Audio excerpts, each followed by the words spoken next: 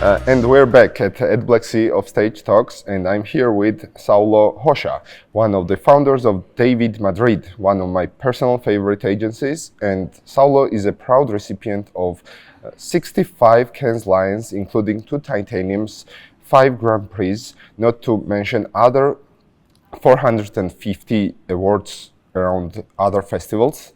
Saulo, you obviously have attended your fair share of advertising festivals. How do you find at Black Sea?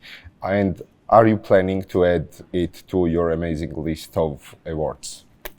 Who knows? I'm actually finding it fantastic. I was, having conversations yesterday with the rest of the jury members that were invited to be here, and I love how authentic it is, and I think that regional festivals, they're super important to somehow establish a culture of excellence, raise the bar, and just get the whole community together to share their passion.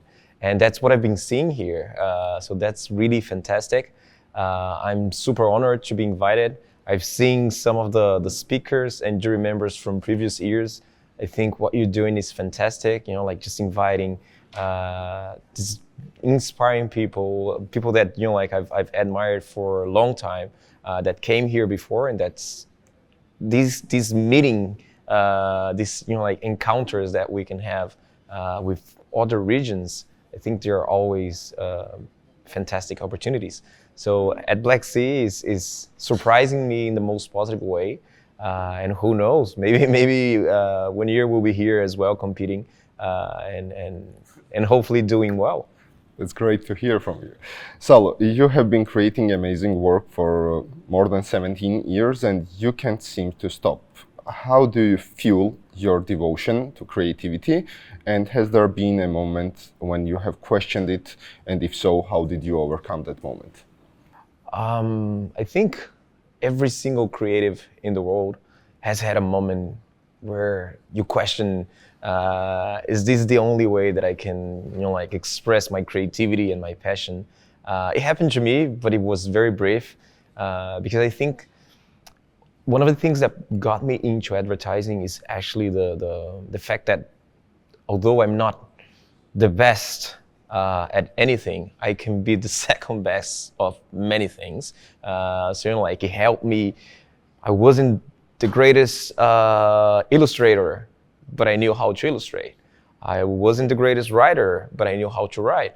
I wasn't the greatest editor, but I knew how to edit. I wasn't the greatest creative, but I knew how to create ideas. And I could just, use this profession as an outlet to all of my frustrated passions, to put it in a way, and combine them to do work that I'm proud of. So I think that this is still what pushes me to keep working. It was even part of the presentation that I did yesterday for the audience. I think that few things in life make me as happy as that moment of seeing an idea come to life. That sensation is a little bit addictive. Being fully honest, for me, it's a little bit addictive to just see that this idea went from a piece of paper to real life, and it's all because of the team that was behind it. So you just described yourself as a jack of all trades, I guess. How important is it to have understanding of other disciplines, not just your specific skill, in order to create such creative work? I think it's fundamental. My background is as an art director, and sometimes art directors are regarded as a very specific part of the team, more executional role. And I think that since my first years, I understood that if I really only went deep in art direction, I would be limiting myself and possibly my career. And that was also not what, my background was a little bit all over the place. So I started in web design, and then I went and worked for a BTL company, and then it really took me a while until I got to an ad agency. So I came from experimenting, and that gave me, I wouldn't say that it gave me the background to do things in a bit broader way, but it at least allowed me to understand that I didn't need to settle for just one thing. And I always encourage my team to try and do things that they're not supposed to. So go and talk to strategy, go and talk to production, go and talk to accounts. I think that ability to circulate in different departments in a creative agency is super important, and it is as well what will prepare you for the next step of any creative leader, which is, like, go and talk to the world, to a client, to a vendor at a festival like this. So I think that all of this makes you a more complete professional, and I think it's highly important. One of the moments in your speech I caught and found very interesting was that sometimes you have to fuel your creativity to even maybe legal department who have to approach legal issues more creatively to solve some unsolvable problems. How do you inspire people who are not into advertising, and they should understand why you want to do that? I think it's, again, we've had the chance at David Madrid to work with some fantastic clients, and one of them is Fernando Machado, and he's a person that always encouraged us to present work that would, make him go like, okay, I need to call my lawyer to know if we can do this. So I think that brave, bold ideas, they usually take you to a place where this hasn't been done before. So we need to understand if it is even possible or legal to do it.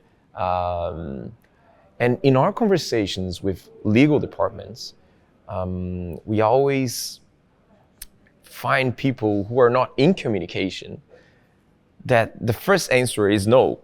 It is no. No, you cannot do it. And they're possibly right.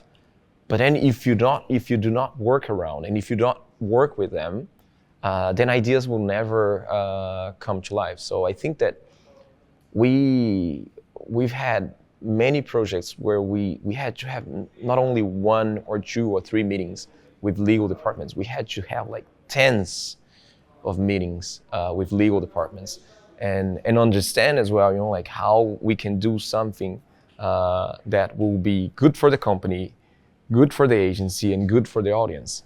So you need to be creative across the whole process. Sometimes creatives feel like their job is done after having an idea, and that, okay, now it's someone else's responsibility to just make it happen. And it isn't the case. I think that that's a culture that we've established at David, and it is a culture that right now, in my opinion, is consistent to everyone, not only to the creative department, of this is just the beginning. Now I need to work as much as I can to make it happen, and if I do not do it, no one else will do it for me. So it's, it's a commitment to have a great idea on a piece of paper. And if you're not ready to take that commitment, then do not have a great idea on a piece of paper, because it can also be a curse, right? I mean, you don't want to be the person that had this great idea and it never came to life, and you have this big what if in your head. Or even worse, you can see 1 year later, someone came and had the same idea and had the will and the drive to bring it to life. That really is something that you do not want to have in your life. David Madrid is known for creating some of the most iconic campaigns in recent years, and you have won numerous Cannes Lions and other awards, and worked with powerhouse brands such as Netflix, Burger King, Coca-Cola, etc. How would you say describe the importance of the clients being also devoted to the creativity rather than accomplishing just the business goals? I think it's fundamental. It's silly to think that the work is only done by an agency. I think it's a joint effort. It's an ambition that is shared by agencies and clients, and I think it's also part of a relationship. No client starts doing disruptive creative work out of the blue. I think there is always a journey to get there. There is a quote from my boss, Pancho Cassis, that I love, which is, if you want to have a client doing creative work and they're not doing creative work yet, it's like getting someone that's vegetarian to start eating meat.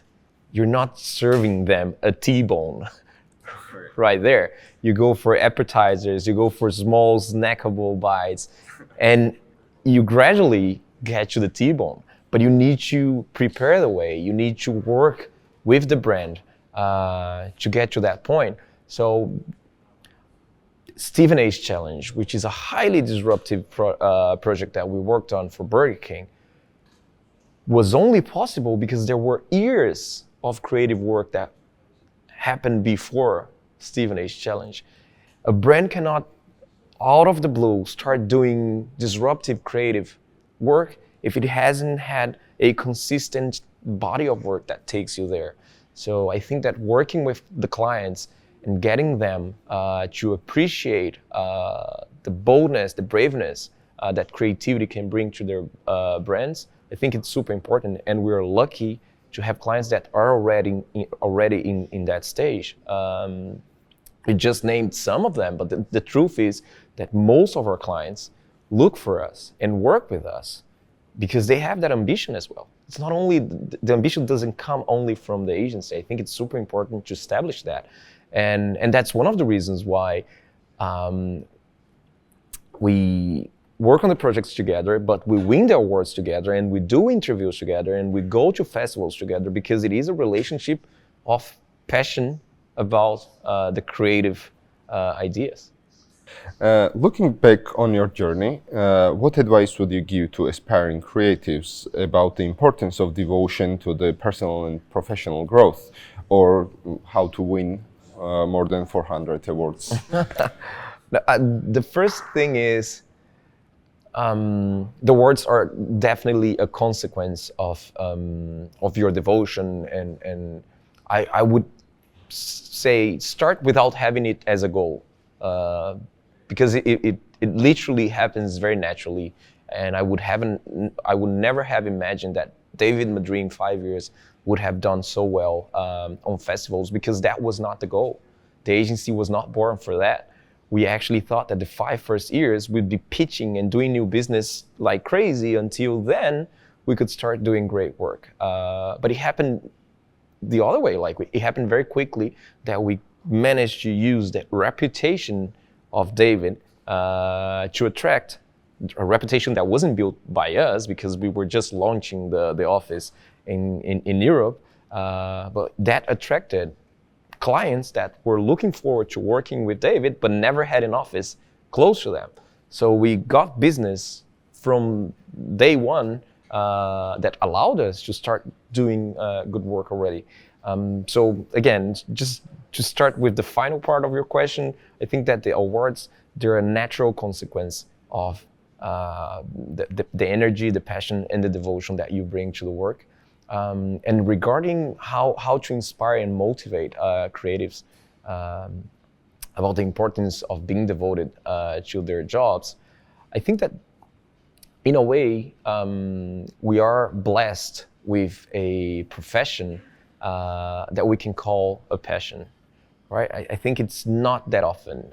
We were just talking about lawyers, and I have plenty of friends that do not understand the dedication that us advertisers have for what we do at work. I'm not saying that they're frustrated or that they don't like their job. It's just that they find other places in their lives to dedicate their passion as well. And in our business, in advertising, I think that we're blessed with something that is really motivating and it stimulates a lot. As I was saying, in my case, I find it addictive sometimes. You know, like I have a very concrete idea of the feeling that I have when I hear a great idea and when I see that it is in action and emotion.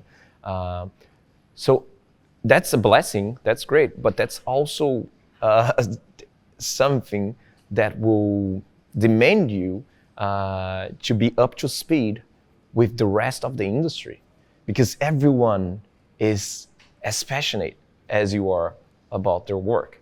So I think that devotion, in healthy levels, of course, I think it's necessary if you want to succeed in the area that we're in, because there will always be that person that will not rest. I think that the creative minds are active the whole time, the weekends, dinners. And I get that. Like I have creatives that write to me on a Saturday night saying, hey, I think I found out how to do that. And I'm go like, go relax. It's not the time, you know? But that's my point. It's a profession that comes with a passion behind. And I think that if you're in this business, you need to really bring that level of energy and passion to it if you want to achieve great results. Yeah, I think there are some people who prefer not to have problems at all and remove them, and there are people who enjoy solving problems creatively. And as I understood your message, it's very important to fuel the creativity into even legal departments, HRs, to let them enjoy solving those problems creatively. Yeah, absolutely. I think it's a transversal mindset. I think that it is impossible to create a creative agency only with a creative department. I think you need to have that vision being shared by everyone in the process. We have had another successful year at Black Sea. It was sold out once again, and many people couldn't manage to get the tickets. What would your message be to those who couldn't manage to attend this year's at Black Sea? Why should they buy first tickets, being the ones first in line to buy next year's tickets? No, I was really impressed with the size of the audience, a little bit intimidated, to be honest, when you go upstage and you see this sea of people looking at you. But the first thing that I tell them, it's just such a vibrant environment, and they're missing a great opportunity to just, you know, like have a sharing moment with colleagues from other agencies, from other countries, and very inspiring speakers as well. I was impressed with the speakers that came right before me, and I was even, you know, like, will I be able to keep the bar that high? So I think that it's a pity that you couldn't make it this year. I heard that it was sold out, and there were people writing in parallel asking, is it really sold out? Aren't there more tickets? So it's a pity that you couldn't be here. But I advise you, you know, like, to plan in advance and buy the tickets as soon as they're available, so that you're not the ones that won't be here. I was also told that this is the largest venue that they have in Batumi, so it's going to be complicated to find a bigger place. So it's always going to be like this. People will be fighting to be here. Make sure you're the first one in line. You won't regret. I think you'll have a blessed and amazing time. Saulo, you have been an inspiring speaker for the festival and an amazing guest for the interview. Thank you for joining us. Thank you so much. Count on me for whatever comes next. And thank you, the festival, the organization. I was saying that at the beginning of my talk yesterday, I didn't make your lives easier at all. No, I have several meetings and everything that made the logistic a little bit complicated, but you were lovely. You made me feel like home. So thank you for that. And thank you, Georgia. I'll need to come back because I had, you know, like, very little time to enjoy everything, but I'm taking back this little bird to my baby. That's called Georgia, by the way. And that's a commitment to come back and visit the country properly. Thank you. Thank you.